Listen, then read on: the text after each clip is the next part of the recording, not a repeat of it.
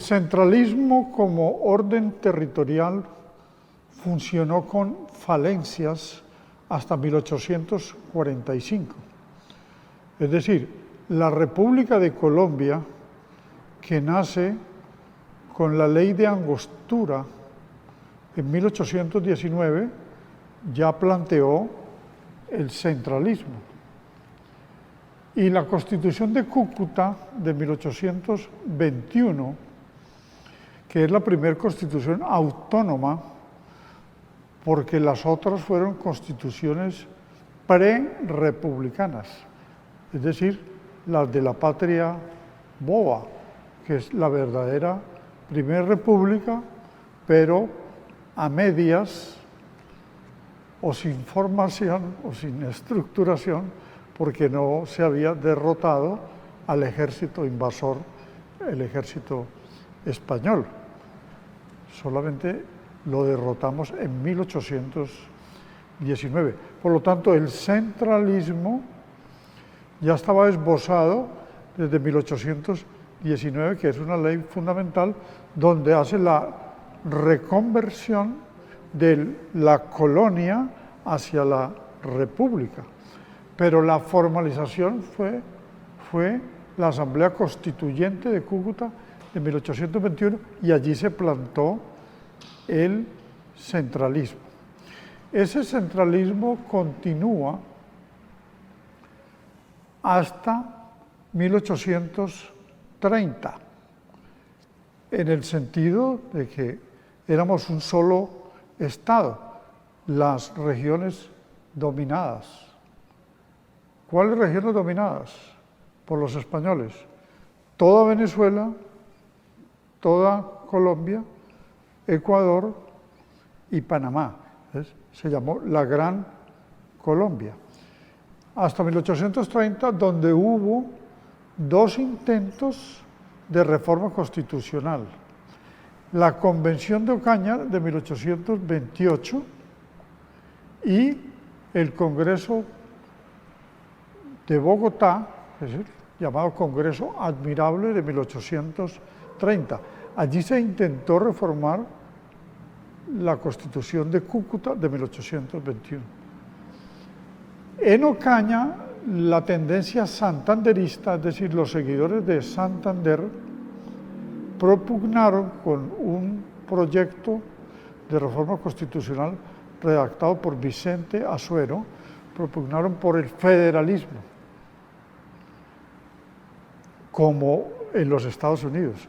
Es decir, Colombia nació bajo el modelo presidencial norteamericano, pero no con el orden territorial norteamericano, que es el federalismo, que hoy lo conservan todavía en Estados Unidos. Nosotros nacimos copiando el modelo presidencial norteamericano y la vicepresidencia, pero el orden territorial, o sea, la división del territorio, no se hizo igual, sino que se plantó el centralismo. Con la muerte de Simón Bolívar en 1830,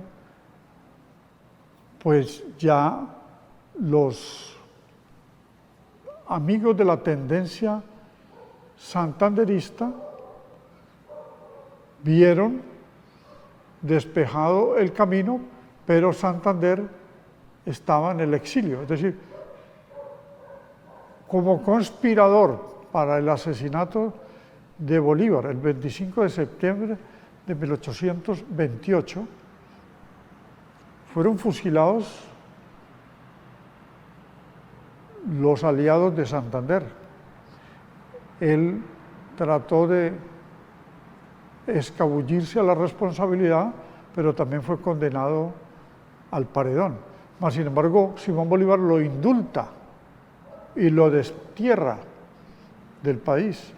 Y ese destierro se da en 1829, al año siguiente, porque estuvo casi 8 meses preso en Cartagena, pero fue exiliado y luego estuvo hasta 1832 entre Europa y los Estados Unidos. Pero los amigos de Santander, que se alimentaron con sus beneficios en el gobierno que tuvo desde 1822 hasta principios del 27, más de 5 años, mientras que Simón Bolívar estaba liberando Ecuador, liberando el Perú, presidiendo el Perú, presidente, y fundando Bolivia. Cuando regresa en noviembre de 1826, se da cuenta del desbarajuste que existe en el país y trató de ordenarlo y por lo tanto de reformar la Constitución con la Convención de Caña, pero ya hay por 5 años de poder unos seguidores de Santander que tratan de impedir a toda costa que Bolívar continúe. Bolívar dicta entonces, a raíz del atentado donde iba a ser asesinado, un decreto orgánico, se llamó así, de la dictadura en estado de sitio, pero fue para retomar el poder y reordenar la situación del país.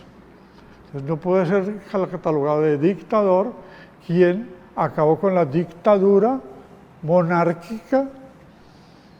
Una monarquía es más que una dictadura, de casi 300 años de dominación, cuando sus consignas eran libertad, igualdad, las mismas de la Revolución Francesa, porque él fue un afrancesado en las lecturas, seguidor del pensamiento de la Ilustración, de los contractualistas y del constitucionalismo que había surgido a finales del siglo XVIII y que permitió la formación de estados nacionales en Europa y que va a ser la guía para las guerras de independencia en América Latina.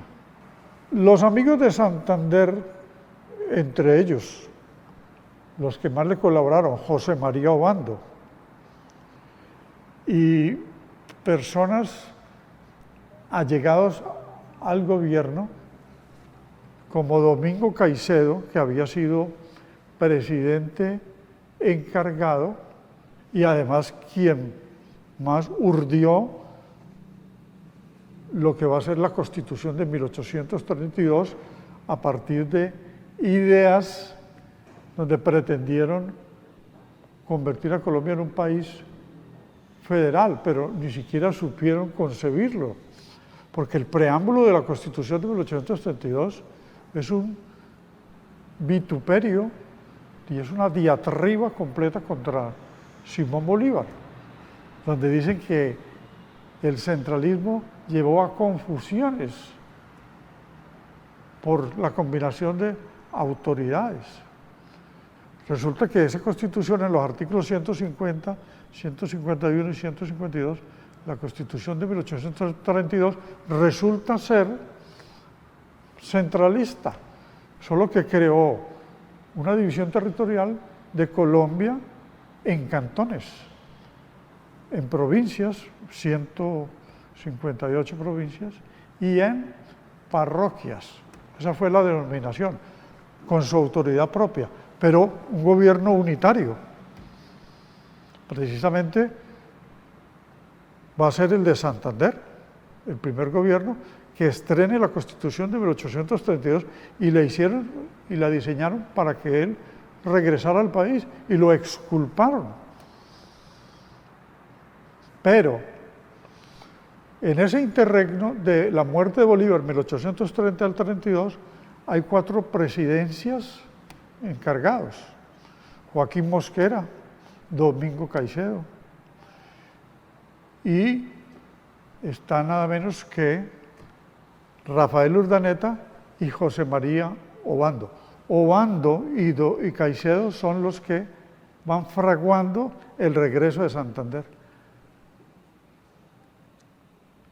Hacen una asamblea constituyente, la de 1832,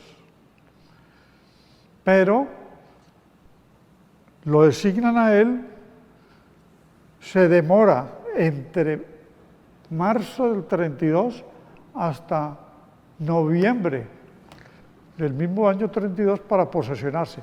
Y las elecciones las habían hecho en agosto para elegirlo previa ratificación del Congreso. Es decir, a la manera parlamentaria del sistema parlamentario, el Congreso lo iba a ratificar con la designación que le hizo la Asamblea Constituyente. Viene a posesionarse entonces en marzo de 1833 y a ejercer su segundo largo gobierno hasta 1837. Entonces, tenemos los dos gobiernos de Santander, uno de 1822 a 1827 y otro de 1833 a 1837, pero siguió gobernando con el centralismo. Supuestamente el centralismo había sido el objeto de la disputa en la fundación del Estado colombiano, y por eso propendían por el federalismo, pero de una forma, digamos, simulada y como una mascarada.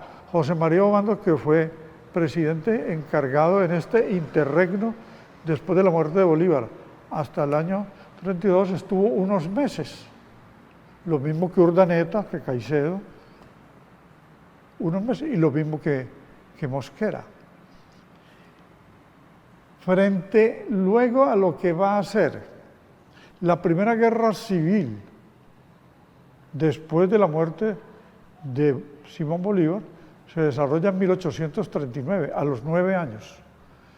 Va a durar más de 2 años esta guerra civil, y el presidente en el 39 es José Ignacio de Márquez, un constituyente del 21, un bolivariano, y que había sido, y esto se disputó y se discutió mucho, vicepresidente del segundo gobierno de Santander del año 33 en adelante, aunque él se retiró, pero fue elegido. Ahora, el candidato con el que él compite para el gobierno subsiguiente a la terminación del gobierno de Santander, va a ser del año 37 al 41, más o menos.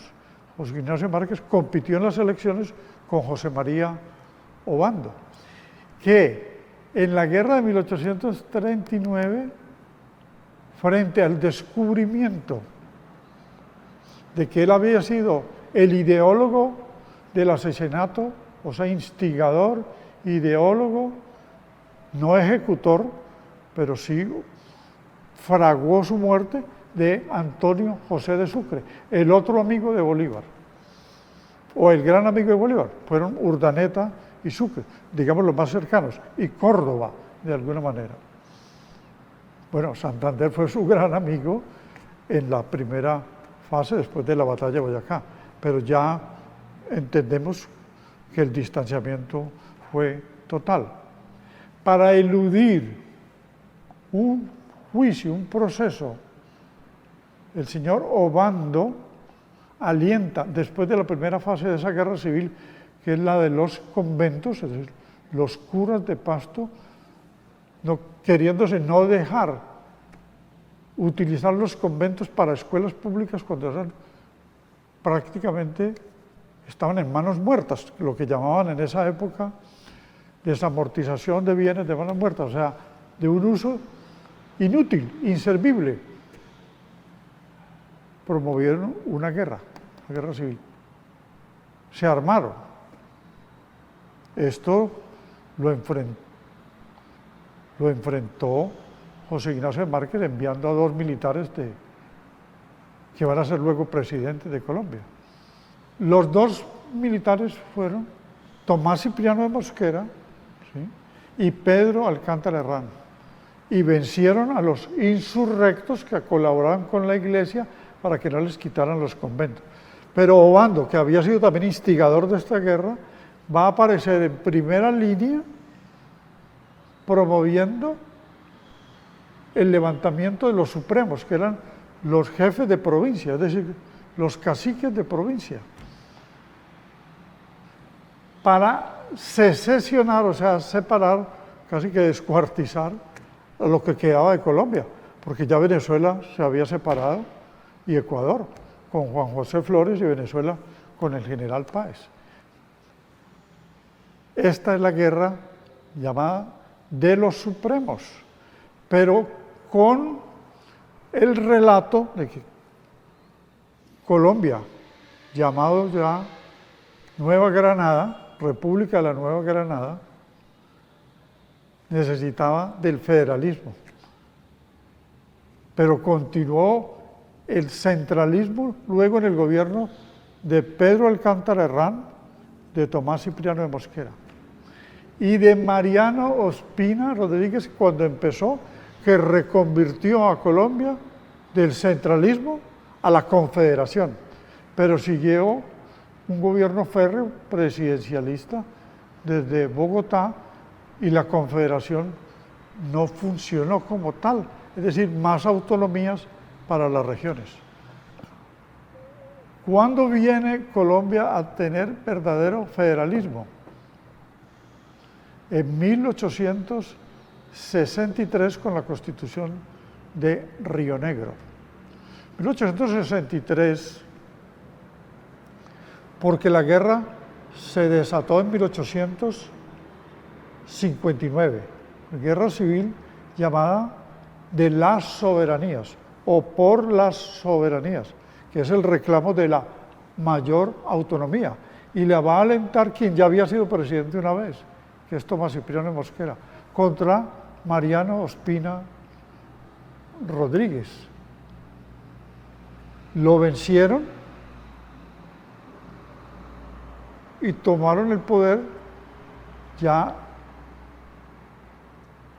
bajo la égida de este militar y bajo la colaboración de Juan José Nieto desde la costa, que estuvo 6 meses como primer federalista en la conversión de Magdalena en un mini estado, porque van a nacer 9 estados con la constitución de Río Negro.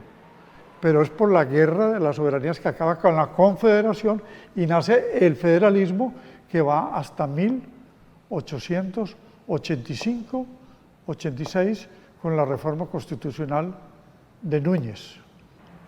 La guerra civil de 1885, que va a ser una guerra de los liberales radicales que ya vieron venir el derrumbe del federalismo, porque Núñez se había salido del Partido Liberal Radical y había fundado un partido nuevo llamado Partido Nacional con liberales y conservadores.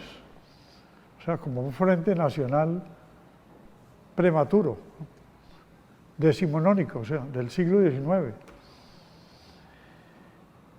Al ver eso y su actitudes del gobierno de Julián Trujillo y su manejo de 2 periodos presidenciales, Núñez, ya independizado del Partido Liberal, ¿sí? Y en el año 84 está con su segundo periodo, pero eran 2 años, porque la Constitución del 63 había recortado el periodo de 4 a 2 años, periodo a la presidencia. Entonces, en el segundo periodo se ve venir la debacle para los federalistas del Olimpo Radical. Y por lo tanto, alientan un atentado contra José Eusebio Caro, que era el vicepresidente, pero ejercía de presidente encargado porque Núñez se mantenía en Cartagena y gobernaba por telegramas. La época del telegrama viene desde Murillo Toro, que fue el impulsor del telégrafo en Colombia. Y derrotados los liberales en el 85, se expide la Constitución del 86 y Colombia establece un modelo centralista. El mismo que tenemos hoy, viene desde 1886 al 2025. Pero ¿qué subsiste del federalismo? La elección popular de los alcaldes, la elección de los gobernadores. O sea, el pueblo en sus regiones escoge el gobernante, no es Bogotá como se hizo siempre hasta 1991 con los gobernadores y 4 o 5 años antes con una ley que se impulsó de reforma constitucional, o sea, de acto legislativo, convertida en acto legislativo, a los alcaldes. Esto es de estirpe federal, pero el erario, la hacienda pública, la distribución de las participaciones, las regalías, todo lo concentra Bogotá y sigue siendo así, porque es una república, dice el artículo 1 de la Constitución, unitaria, centralista. Indudablemente, la enemistad de Bolívar y de Santander, que se dio antes del atentado, porque Santander no era partidario de Girar como presidente, siendo que era el vicepresidente y Bolívar lo dejó de presidente encargado, de girarle recursos para alentar la guerra de independencia en Ecuador en las batallas de Junín, por ejemplo, Bomboná, o la batalla de Ayacucho para liberar al Perú. Santander consideraba que ya Colombia estaba liberada de españoles porque los habían sacado del país con la guerra de independencia. Bolívar decía, no, el Perú es fundamental porque allá están acantonados y escondidos en el Alto Guayaga, donde va luego a fundar Bolivia. Y si no los derrotamos, regresan, como regresaron en 1815, después de que liberaron al rey Fernando VII, que había sido apresado por Napoleón, y mandaron a Pablo Morillo con 12.000 hombres. Regresarán, porque el Perú fue el primer virreinato y nosotros fuimos parte del Perú. Colombia fue parte del virreinato del Perú. El virreinato de la Nueva Granada es de 1717. En el Perú se fundó el virreinato desde 1540 y pico. Entonces hay que derrotarlos. Y Santander no giró. No hizo caso para organizar el Congreso Anfictiónico de Panamá, que era como la confederación de países no agregados a Colombia, sino sumados en política internacional como es la OEA hoy. Eso lo consiguió Bolívar.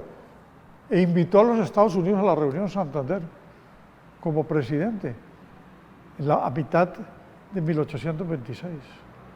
Tampoco le ayudó en el proceso de trasladar la Constitución de Bolivia, redactada por Bolívar, para llevar a cabo la reforma en 1821, en el 28, en Ocaña. Antes, por el contrario, le armó un grupo de una fronda burocrática santanderista y de amigos que funcionaban como un partido político y de válidos que habían utilizado el poder de esos 5 años y pico de Santander como presidente. Eso los distanció. O sea, la visión geopolítica que tenía Bolívar era distinta a la visión de Santander. La visión constitucional, porque el Estado se armaba a partir de constituciones, y esto fue lo que hizo el contractualismo al inyectarle filosofía al constitucionalismo desde finales del siglo XVIII, era que un Estado, como hoy, surge bajo las reglas de una constitución, como todo el Estado de Derecho funciona de la misma manera. Esa enemistad llevó a la retoma del poder de Bolívar y al intento de asesinarlo. Al no poderlo asesinar y él reasumir todos los poderes, como dijimos al principio, pues lo que vienen son más conspiraciones. Y esas conspiraciones van a llevar al destazamiento de la Gran Colombia, con caudillos agrarios venezolanos y ecuatorianos que se llevan Venezuela y Ecuador. Hoy, si hubiese seguido la Gran Colombia y con la idea de Bolívar de sumarle Perú y Bolivia, que fue una propuesta de un plebiscito que tampoco le copió Santander, seríamos un país tan grande como Brasil. Y dejémoslo solo como estaba, de la conversión del virreinato a la república. Seremos el segundo país más grande de Sudamérica. En esas circunstancias, la agriedad, el distanciamiento, la pelea, el proceso judicial probó que Santander sí conocía a los conspiradores y había sido consultado por los mismos conspiradores. Él dijo que los disuadió a que no lo hicieran, pero nunca le contó a Bolívar. Eso hizo que se convirtiera en el primer gran atentado político, la primera gran división política, y no habían nacido los partidos políticos. Y eso hizo que Colombia, ¿sí?, siguiera todo el siglo XIX en disputas entre liberales y conservadores que solo surgen con doctrina o estatutos en 1849 en adelante, los dos partidos, conservadores y liberales, que llevara a que todo se arreglara con guerras para resolver los problemas de la reforma del Estado, y con guerras o atentados personales, con la muerte o la destrucción del otro, quitándole la vida. La corrupción se difundió y se expandió. El gobierno de la regeneración es gobierno de corruptos. Después de que llega Núñez al poder y reforma la Constitución para 6 años de periodo. Y en el siglo XX, las disputas con el largo periodo del 1903, que termina la Guerra de los 1000 días, a 1946, donde llega al poder Ospina Pérez, ahí empieza nuevamente la violencia, y es una violencia falangista, fascista, impulsada por Laureano Gómez, para extirpar a los liberales que venían de la Gran República Liberal. La Gran República que gobernaron liberales de 1930 al 46. Pero es que los conservadores habían gobernado de 1886 a 1930, 50 años. Y estos 16 dijeron que era una hegemonía muy larga. Y llegaron al poder exterminando al gaitanismo entre el 46 y el 48, y luego asesinaron a Gaitán en el 48. Y luego viene una guerra civil que la disfrazaron de violencia con V, con la B minúscula, en mayúscula, la gran violencia, una guerra civil instrumentalizando campesinos. Y siguieron muchas formas de violencia insurreccional con el nacimiento de las FARC y de ELN. Las FARC apenas se desmovilizan en el 2016 y truncan el proceso de paz de Santos. Y el ELN todavía no se ha desmovilizado y ya está descompuesto. Colombia, guerra perpetua, por enemistades, por la ambición del poder, por el usufructo del poder, por la utilización de la contratación y por discordias legalistas como las que vemos hoy, para no dejar, para entrabar, para obstaculizar la modernización del Estado colombiano, minando la democracia. Es una democracia todavía imperfecta, inacabada y con un proceso incompleto.